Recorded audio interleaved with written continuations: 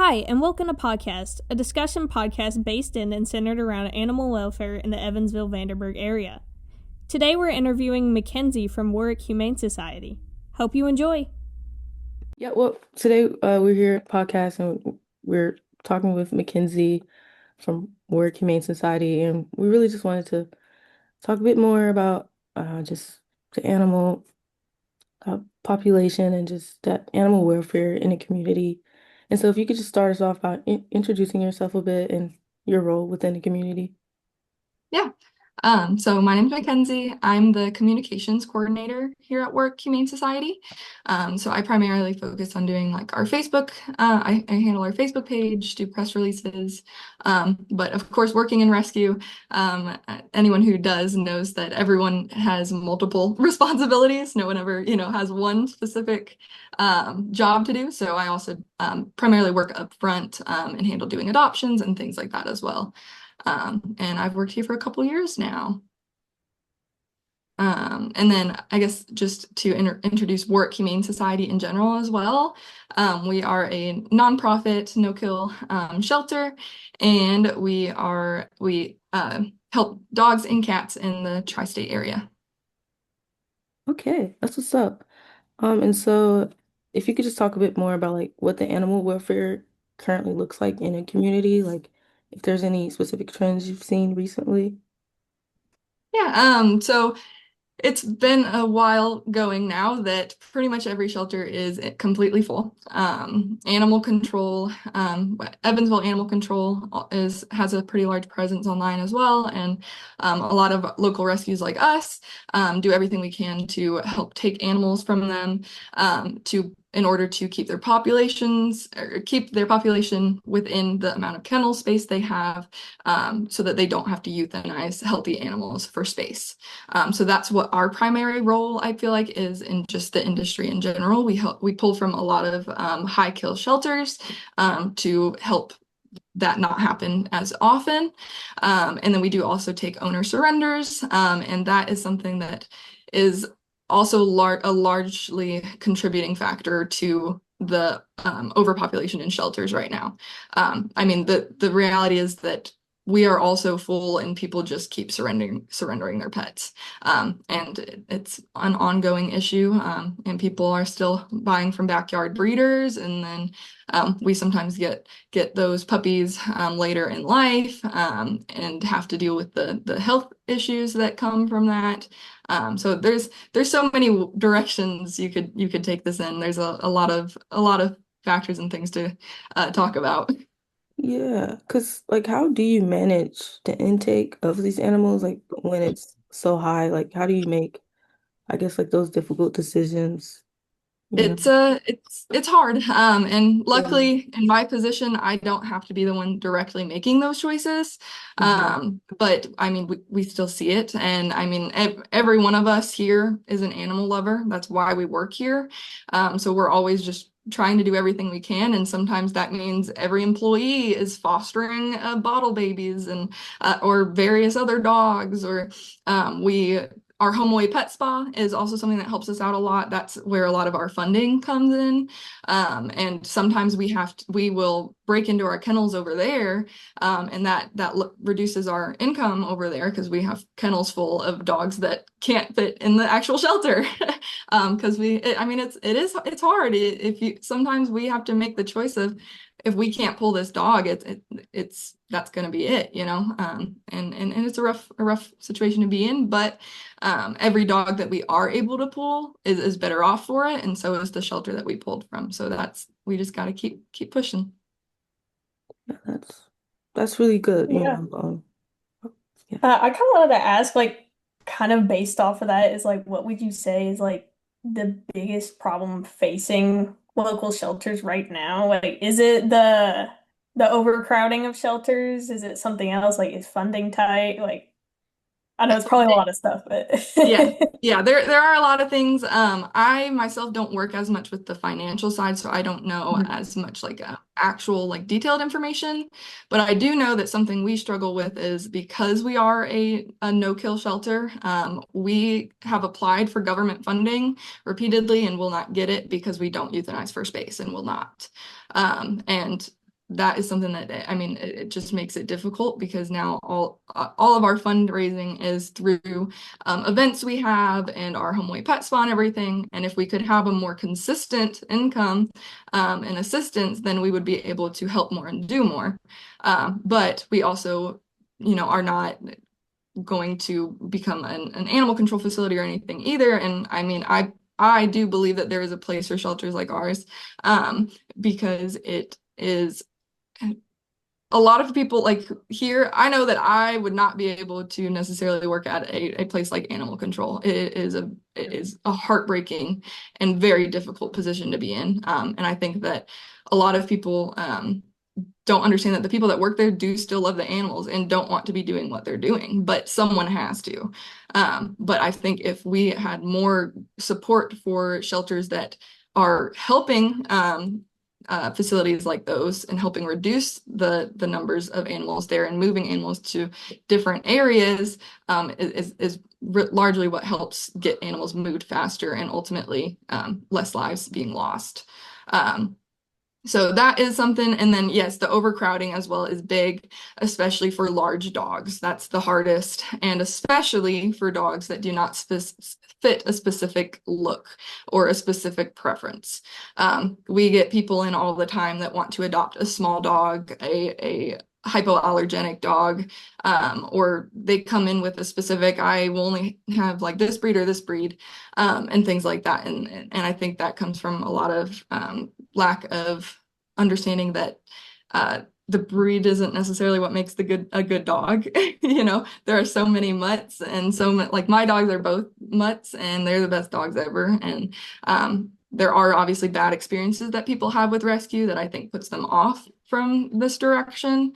But each dog is individual, right? You have to assess the dog based on the individual and not judge just and based on like large groups or large stereotypes or anything. And if people had that mindset more, I think it would help a lot more people adopt from the shelters rather than choosing to go to a breeder. Absolutely. Yeah.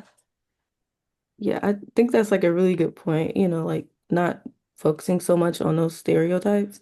I Mhm. wanted to ask, like, because I feel like that is kind of a misconception. Like, what are some other misconceptions that like you wish people kind of just knew a bit more like about like Yeah. Couple big things that come to mind is people who are first-time dog owners, know nothing about dogs, work full-time, and work long hours. They want to adopt a dog that, isn't going to have behavioral issues or isn't going to have these other things that they'll have to deal with. So they go to get a puppy. And in my opinion and experience here, I think that that is one of the worst moves you can go with, because it is a much easier and much better experience when you go to adopt an older dog that you have the history of. You know what this dog's personality is. It's been in a home before, and we're able to tell you what this dog is like. That way, you know what you're getting into, and you know that this dog suits your lifestyle. A lot of people will go and get the cutest, smallest puppy that we have, and then aren't prepared to train that puppy and to raise that puppy and give that puppy the time that it needs to grow into a good dog. So what they thought was getting the easiest way to get a dog instead becomes a terrible, a bad experience for them, or so on and so forth, and they end up surrendering the puppy to a shelter in the future. And, or they don't get them fixed, and they reproduce, or any number of things, then that contributes to the shelter population too. And then another thing too is it's everywhere, the stereotyping based on breed, obviously. And like I said, I think really taking a more individualized perspective and people learning dog body language, learning about dogs, and adopting rather than just going to a breeder and hoping that, the breeder somehow magically, bred this puppy to be the most perfect puppy ever that doesn't need any training. Like that's not going to happen. So people are much better off being educated, and also better off adopting an older dog that what they're potty trained, what their personality is like. And do you guys like offer any type of resources that could just guide people with help, like training, I guess I could say, just so they can like learn a bit more about how to Um, prepare yeah, for that. Yeah. not at this stage, but something else I haven't really talked about yet that is a big deal. I mean, right now, our building we've been in for way too long. It is way too small and it does not suit our needs. It's very difficult to do public outreach type things when we have a building with like 5 rooms that are used for literally everything. But luckily, within the next couple months, we should be able to move into our new shelter, which hopefully you guys have heard it's the Building Hope project. Been a long time coming. And in that new shelter, our opportunities are going to be so much bigger because we're going to have the space we need to work with and to be able to have more programs and more community outreach things. So by supporting us, I mean, that is something that we would hopefully be able to develop in the future. We are, again, constantly growing in how we can do things better. And something we are working on right now is our foster program has always been kind of a little lacking. We just haven't had the resources we've needed to really make it what we wanted it to be. But luckily, thanks to Best Friend, we have a grant now that has allowed us to start developing our foster program. So that's the kind of what we're working on right now, is because fostering really does save lives. There's a lot of other rescues in the area as well that you use fosters as like there's some foster-based rescues and such, and we are more so based on in our facility at the moment, and that's where we find that dogs get adopted the best and such. But we do want to be able to have those foster homes available so that we can help more dogs get out of high kill shelters. So that's what we're working on, and with that, we are starting kind of our first like educational type program, which is every month we are having a foster orientation. And each one will have a different like theme. For example, coming up on, I believe it's April 11th. It's on our Facebook page for sure, but it's going to be the neonatal kitten care workshop. So it's going to be people can come in and they're going to learn everything they need to know about how to bottle feed a kitten, how to potty them, how to take care of them, and give them all the tools they need to be able to feel confident in helping with a situation like that, which it's a really fulfilling thing to do. So it helps those people be able to do something new like that. And it also helps us have more resources to be able to help animals that need that special care like that. That's what's up. I also just wanted to ask about like a few volunteer opportunities, like how Yeah. the community could get a bit more involved. Yeah, absolutely. We love our volunteers. Without them, our dogs would not get the socialization, the walks, the attention they need. So we always need volunteers and always welcome volunteers. Anyone can apply to be a volunteer on our website, and it's just warwickhumanesociety.org. You can also apply to foster on there if that's something you were interested in.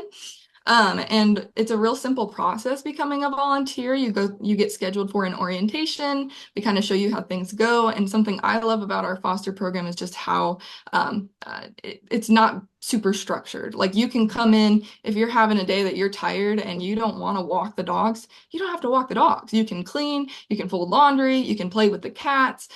You can do whatever you want that day in that time that you were scheduled to be here to do whatever you are able and capable of doing that day. And you get to make your own schedule. It's all, we have a sign up that you do yourself and pick your hours and all that. So it's just really great. A lot of moms like to bring their kids along and volunteer, and they do a great job. And we also do have, if you're kind of wanting less of a commitment type of volunteering, we do have a Warwick Tales on Trails program every Saturday. It starts at 8 a.m. and weather permitting, of course. And it's a free opportunity. You don't have to sign up or anything. Just show up at 8 a.m. On Saturday, and they have a booth that they'll check you in and get you a dog that you feel comfortable walking. And you get to walk that dog and spend some time with them, get to know them, take some pictures of them, and maybe post them on your social media. And just play with them, spend time with them. And it really makes their day. I do believe it's their favorite day of the week. So that's a free, quick, it's like an hour that you walk the dog, and it's just a small thing to do that, can make a difference and help you get more involved in rescue. Yeah, Yeah. I wanted to I'm sorry, Nina. No, you're again. My Uh, fault. They're called. Yeah, I wanted to like talk about the because you mainly work in communication and Mhm, stuff, and you did talk about like how community outreach is a little bit tougher because of your smaller facility, which should improve. mhm. Um, and also like you just said like posting your animals to social media, like how powerful is just the communication? Like volunteering is great and going out and doing stuff is great. But like how powerful do you feel is the like just communication like over social media, flyers, like getting the word out about fostering or like helping animals? Yeah, it's huge. I mean, everything we do is because of that outreach, because of the people that support us and share us. And you will do more for us than you can imagine by following our Facebook page, sharing our posts, and liking them. That alone makes a huge difference for us because it gives our posts and our page traction to be seen by more people. And that means more chances of adoption, more chances of fosters, more chances of volunteers, more chances of donations, everything. And that is something that is completely free to do and quick and easy. And you're on your phone on Facebook anyways, most of the time. So it's something that people don't usually really think that that makes that big of a difference, but it really does. I mean, right now we have our longest resident, I think, is been here 90 days, which obviously is longer than we want, and any amount of time like that is hard. But the fact that we don't have anyone here over 100 days is 100% because of our Facebook page and people who have shared the longest residents and their stories and have been willing to help them be seen and help them find homes. So I definitely recommend for people to, not underestimate that, and sharing just with friends and family too. I mean, if you hear someone, even if you hear someone's looking for a pet, just be like, hey, well, I saw this really great dog at Warrick on Trail last weekend, little things like that plant seeds in people's heads, it makes a difference. Uh, Yeah, and what are your socials that like people can follow? Mhm. You said Facebook, like is there anywhere else? And what's the account name so that people can find them?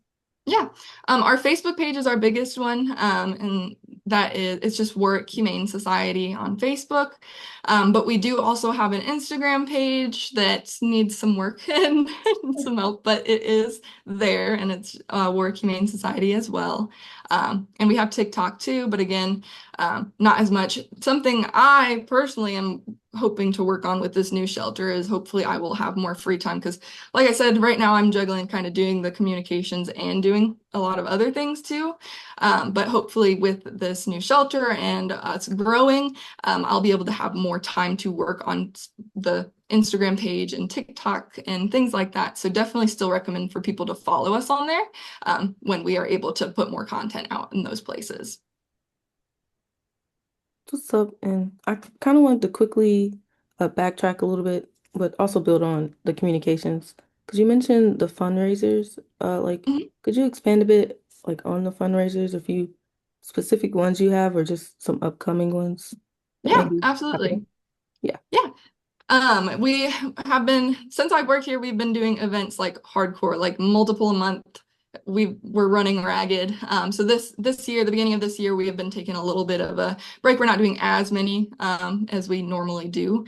But we are still doing our biggest one that we do every single month without fail is Mutts at Myriad.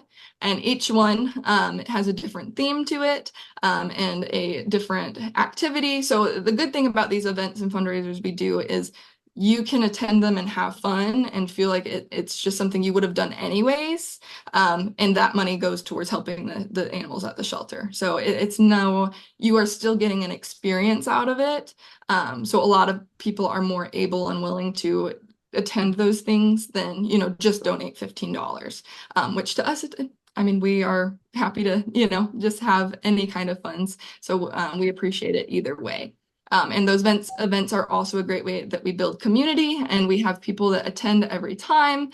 People start to recognize each other's dogs and plan meetups and things like that. So it's just a great like community thing to do and be a part of, as well as being a large part of fundraising.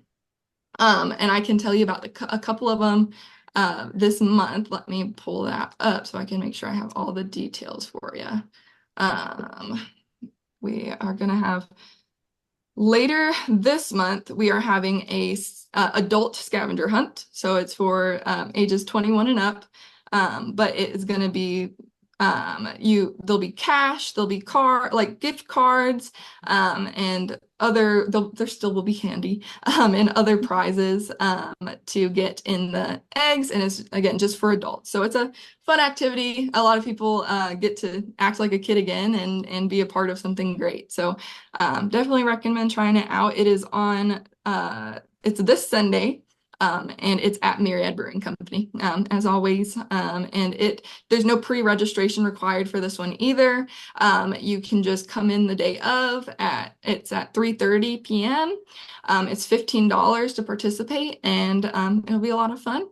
And as far as this event, like some events you do have to register for, such as our Snout About scavenger hunt. Well, you don't have to, but you get a discount if you do, and it's easier on us if you do. But so you can find all that information and where to register and all that always on our Facebook page. Our Facebook page is what's always up to date with events, like upcoming events, and adoptable pets as well. That's something a lot of people don't realize, but all of our adoptable pets are in one album on our Facebook page, so easy for you to access and see. But that other event I was talking about is the Snout About scavenger hunt, which is actually inspired by a previous event we used to do called Scratch and Sniff, and a lot of people loved it. But so basically what you do is you come in, you register, and then you come in and you form teams, and you get a stuffed animal mascot to bring with you, and you'll get a scavenger hunt list. You'll get like 2 hours to go out, drive around town, find these either landmarks or find these. We'll be having gold stars or paw prints placed in certain businesses and such. You'll go and look for these things, take a picture of your stuffed animal mascot with it. And then once the 2 hours is up, we will, just go over who won and everything. Everything has different point values. And yeah, it'll be a lot of fun. There's a lot of really creative events and stuff like that we do too. So like I said, it's definitely worth checking out no matter what. That's what's up. Yeah, that does sound very fun and engaging. Yeah, like Yeah. bringing the community in and stuff. Yeah, and you can, do it with a group of friends and things like Mhm. that. So I also like that those events and such are also good because I mean, we all know right now with social media and the way things are, it's hard to get out and meet people and, be Mm. part of a community.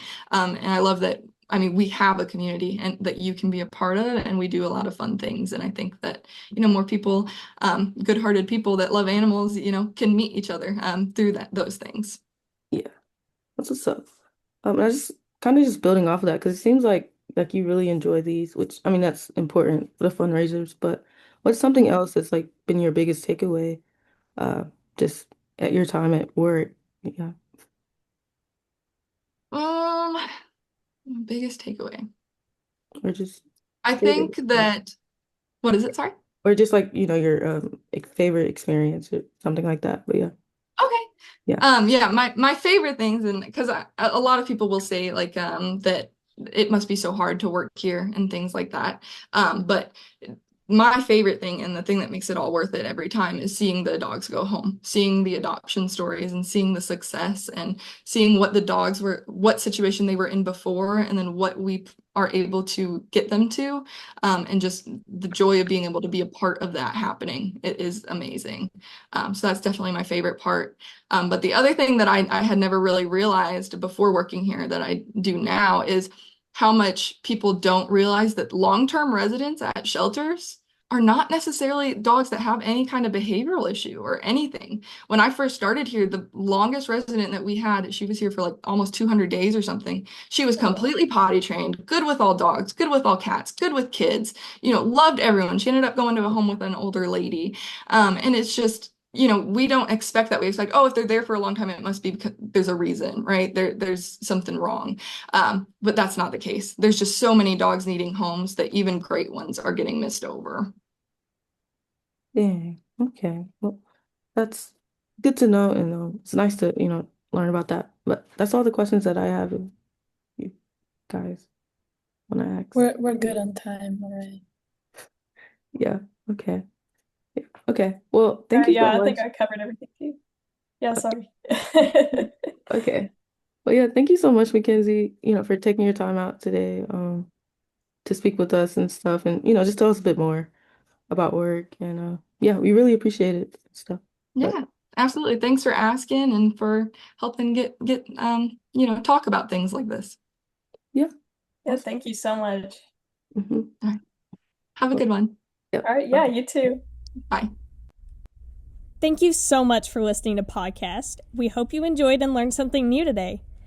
For more content, find us on Apple Music, Spotify, and firesideradio.edu as Pawcast, or YouTube and Instagram as Pawcast 2026. See you next time.